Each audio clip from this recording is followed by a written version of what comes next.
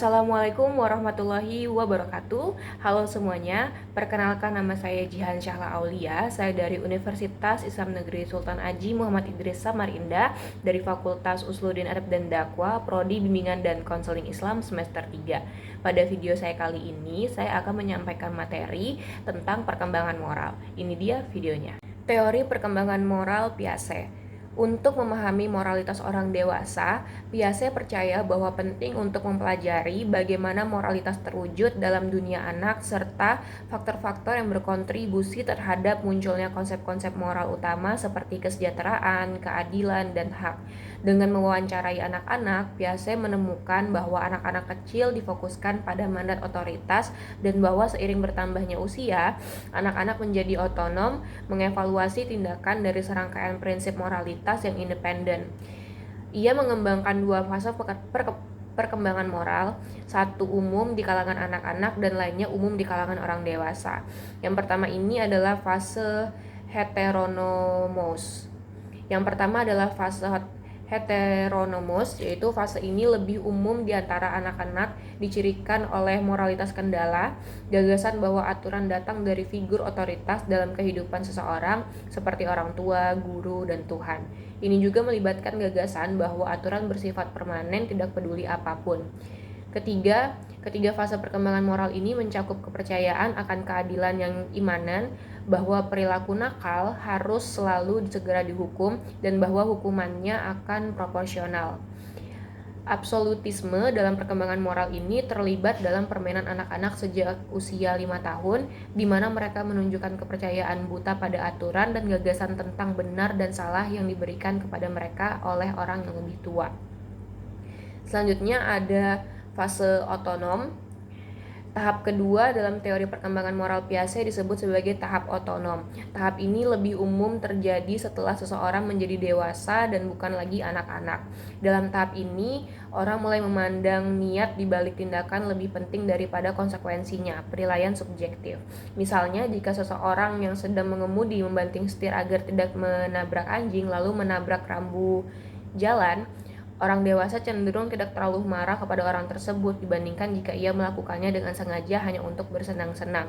Meskipun hasilnya sama, orang lebih pemaaf karena niat baik untuk menyelamatkan anjing tersebut. Tahap ini juga mencakup gagasan bahwa orang memiliki moral yang berbeda-beda dan bahwa moralitas tidak selalu universal.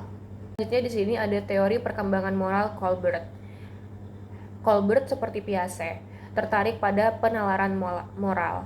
Penalaran moral tidak selalu sama dengan perilaku moral. Memegang keyakinan tertentu tidak berarti bahwa perilaku kita akan selalu konsisten dengan keyakinan tersebut. Untuk mengembangkan teori ini, Colbert mengajukan dilema moral kepada orang-orang dari segala usia dan kemudian ia menganalisis jawaban mereka untuk menemukan bukti tahap perkembangan moral tertentu mereka.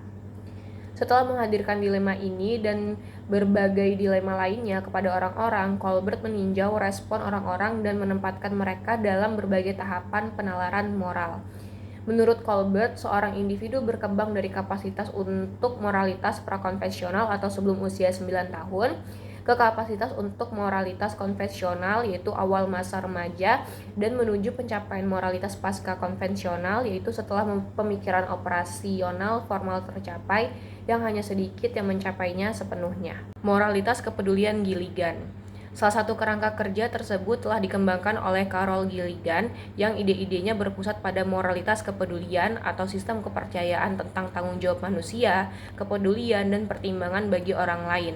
Gilligan mengusulkan tiga posisi moral yang mewakili berbagai tingkatan atau keluasaan kepedulian etis. Tidak seperti Colbert atau Piaget, dia tidak mengklaim bahwa posisi-posisi tersebut membentuk urutan perkembangan yang ketat, tetapi hanya bahwa mereka dapat diberi peringkat secara hierarkis menurut kedalaman atau kehalusannya. Di sini ada posisi perkembangan moral menurut Gilligan.